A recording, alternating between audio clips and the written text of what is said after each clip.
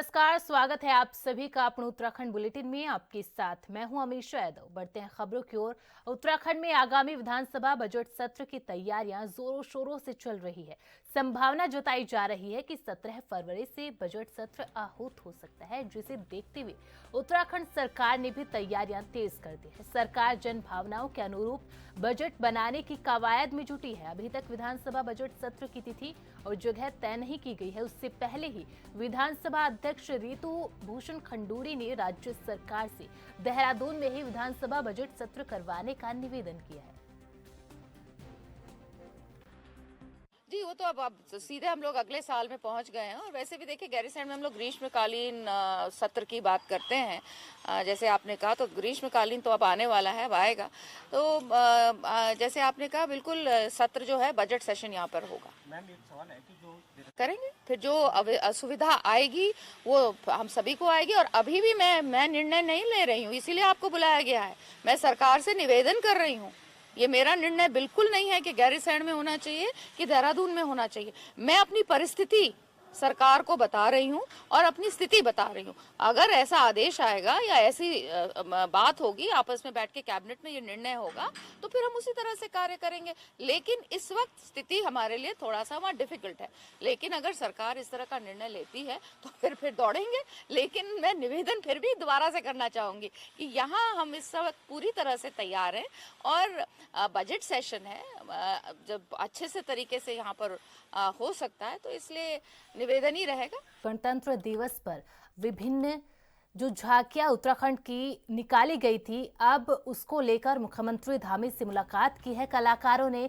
और मुख्यमंत्री पुष्कर सिंह धामी ने झांकी में शामिल सभी कलाकारों को सम्मानित करने का फैसला भी लिया गया है। आपको ये भी बता दें कि उत्तराखंड की झांकी को तृतीय स्थान मिला था और उसी के बाद नई दिल्ली के उत्तराखंड निवास स्थित मुख्यमंत्री कैंप कार्यालय में महानिदेशक सूचना बंशीधर तिवारी और टीम लीडर संयुक्त निदेशक सूचना KS चौहान समेत झांकी के कलाकारों ने मुख्यमंत्री धामी से भेंट की। मुख्यमंत्री ने कहा कि उत्तराखंड को सांस्कृतिक विरासत साहसिक खेल झांकी को तृतीय पुरस्कार मिलना प्रदेश के लिए सम्मान की बात है। उन्होंने झांकी में शामिल सभी 16 कलाकारों को 50-50 हजार रुपए मुख्यमंत्री विवेकाधीन कोष के अंतर्गत प्रदान करने की घोषणा की है। प्रधानमंत्री नरेंद्र मोदी की प्रेरणा। मुख्यमंत्री पुष्कर सिंह धामी के मार्ग निर्देशन में वित्त मंत्री प्रेमचंद्र अग्रवाल ने हितधारकों के साथ बजट पूर्व संवाद आयोजित किया। राज्य सरकार के द्वारा तैयार किए जा रहे बजट में आम जनता के साथ ही विभिन्न क्षेत्रों के विषय विशेषज्ञों की भागीदारी सुनिश्चित किए जाने के उद्देश्य से मुख्यमंत्री धामी ने बजट पूर्व संवाद कार्यक्रम की प्रक्रिया प्रारंभ की है। इस संवाद कार्यक्रम के दौरान पूरे प्रदेश से लगभग 200 से अधिक हितधारक सम्मिलित हुए। विभिन्न क्षेत्रों से संबंधित हितधारक, जिनमें शिक्षाविद, वैज्ञानिक, स्वयं सहायता समूह, उद्योग व्यापार के साथ ही सूक्ष्म लघु व्यवसाय, होम स्टे संचालक से जुड़े लोगों ने अपने सुझाव दिए।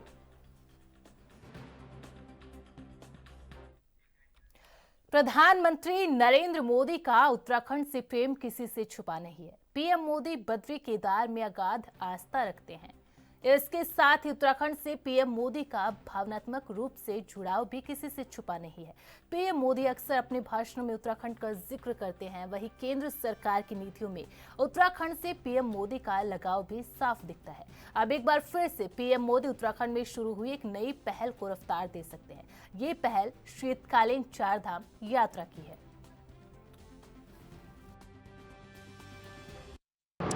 उत्तराखंड में प्रधानमंत्री नरेंद्र मोदी का जो है दूसरा आगमन होना है। 5 फरवरी को जो है प्रधानमंत्री फिर से उत्तराखंड आ रहे हैं। शीतकालीन यात्रा में वह जा सकते हैं। हर्षिल या फिर केदारनाथ में उनका दौरा लग सकता है, लेकिन अभी आधिकारिक शेड्यूल जो है पीएमओ से नहीं आया है। लेकिन 5 फरवरी का दिन जो है वो बताया जा रहा है कि प्रधानमंत्री नरेंद्र मोदी उत्तराखंड में फिर दोबारा से आ सकते हैं, ऐसा माना जा रहा है। अभी हाल ही में जो है प्रधानमंत्री राष्ट्रीय खेलों का उद्घाटन करके गए हैं देहरादून में, और अब फिर उनका जो है दौरा प्रस्तावित माना जा रहा है कि वह हर्षिल आएंगे। शीतकालीन यात्रा जिस तरह से प्रदेश सरकार चला रही है, तो कहीं ना कहीं एक मैसेज भी प्रधानमंत्री शीतकालीन यात्रा को लेकर देंगे कि किस तरह से अब 4 धाम यात्रा के बाद उत्तराखंड के अंदर शीतकालीन यात्रा चल रही है।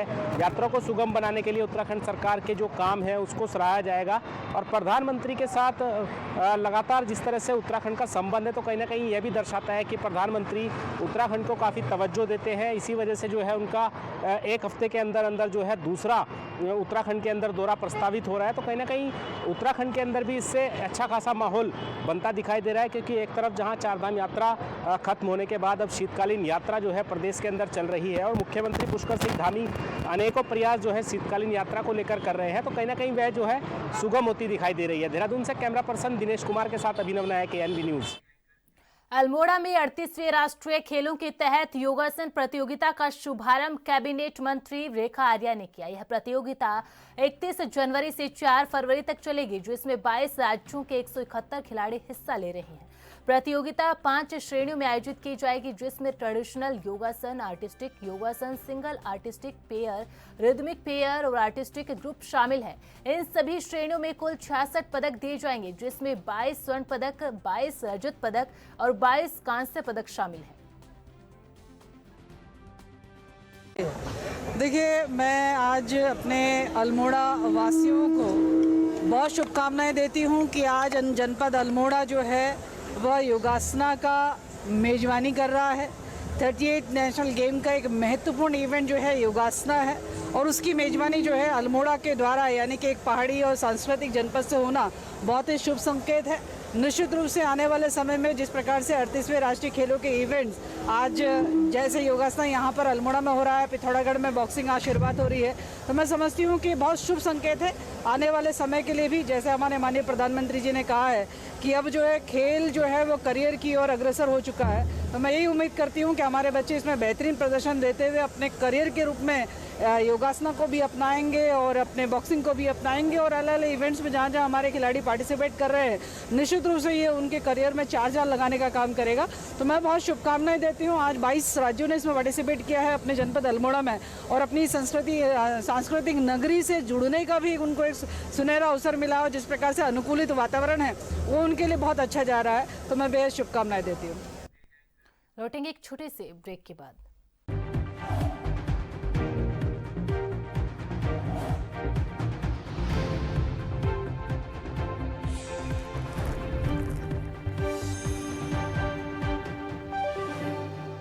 ब्रेक के बाद स्वागत है आप सभी का। खबरों में आगे बढ़ते हैं। उत्तराखंड की स्वास्थ्य महानिदेशक डॉक्टर सुनीता टम्टा ने बताया कि उत्तराखंड के सभी मेडिकल कॉलेजों में मरीजों से एक समान यूजर चार्ज लिया जाएगा। इसके तहत ओपीडी, आईपीडी पंजीकरण के साथ ही वार्ड चार्ज समेत एम्बुलेंस के लिए भी यूजर चार्ज एक समान कर दिए गए हैं।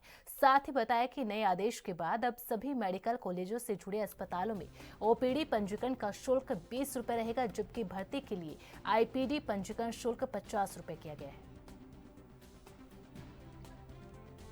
जैसे बताना चाहती हूँ कि जैसे गवर्नमेंट हॉस्पिटल्स, जैसे हमारे डिस्ट्रिक्ट अस्पताल हैं, सब डिस्ट्रिक्ट हैं और पीएससी और सीएससी हमारी जो होती हैं गवर्नमेंट फैसिलिटी, तो उसके रिगार्डिंग हमारा एक जियो हुआ था 21 अगस्त 2024 में, वो हमारा पास हुआ था कैबिनेट से।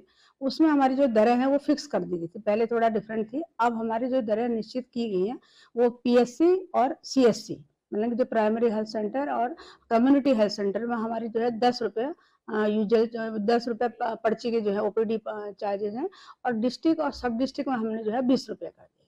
तो ये हमारा ओपीडी है।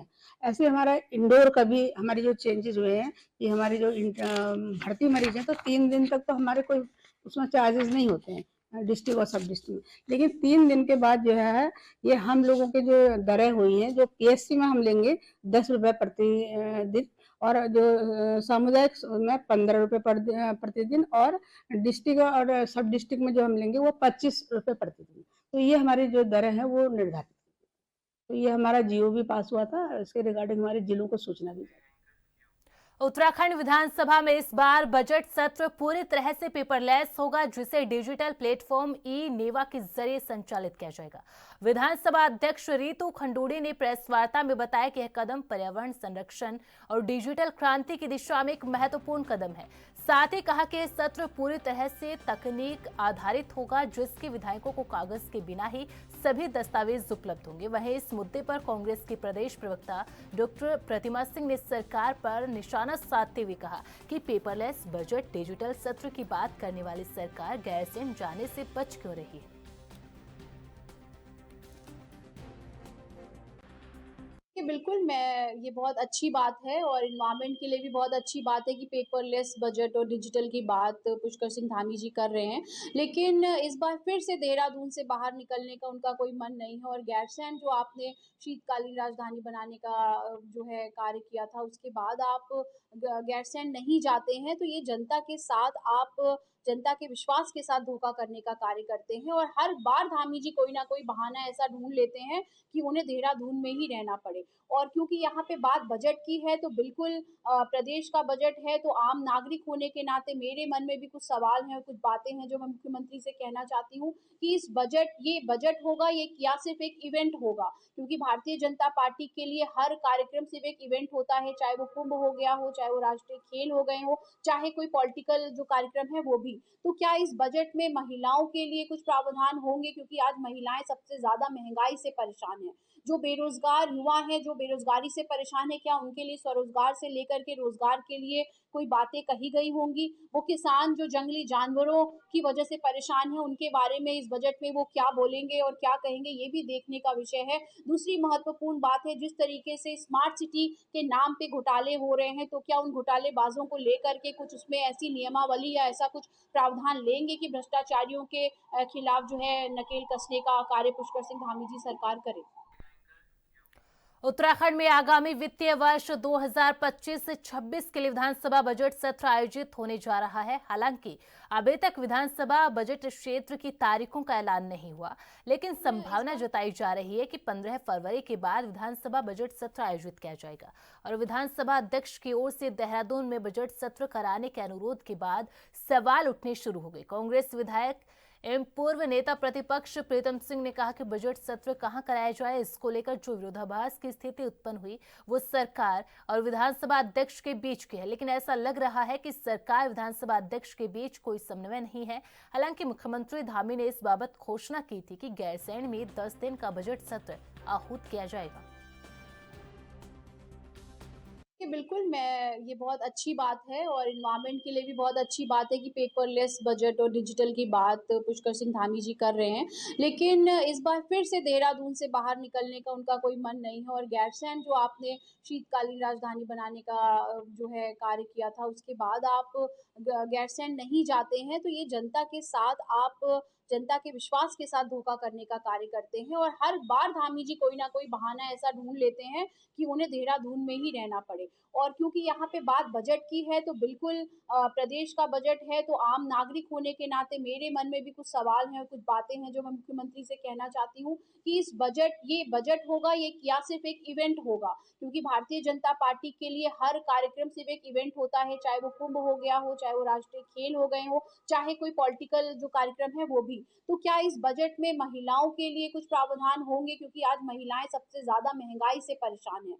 जो बेरोजगार युवा हैं, जो बेरोजगारी से परेशान है, क्या उनके लिए स्वरोजगार से लेकर के रोजगार के लिए कोई बातें कही गई होंगी? वो किसान जो जंगली जानवरों की वजह से परेशान है, उनके बारे में इस बजट में वो क्या बोलेंगे और क्या कहेंगे, ये भी देखने का विषय है। दूसरी महत्वपूर्ण बात है, जिस तरीके से स्मार्ट सिटी के नाम पे घोटाले हो रहे हैं, तो क्या उन घोटालेबाजों को लेकर के कुछ उसमें ऐसी नियमावली या ऐसा कुछ प्रावधान लेंगे कि भ्रष्टाचारियों के खिलाफ जो है नकेल कसने का कार्य पुष्कर सिंह धामी जी सरकार करे? बुलेटिन में फिलहाल इतना ही। आप देखते रहिए एएनबी न्यूज़। नमस्कार।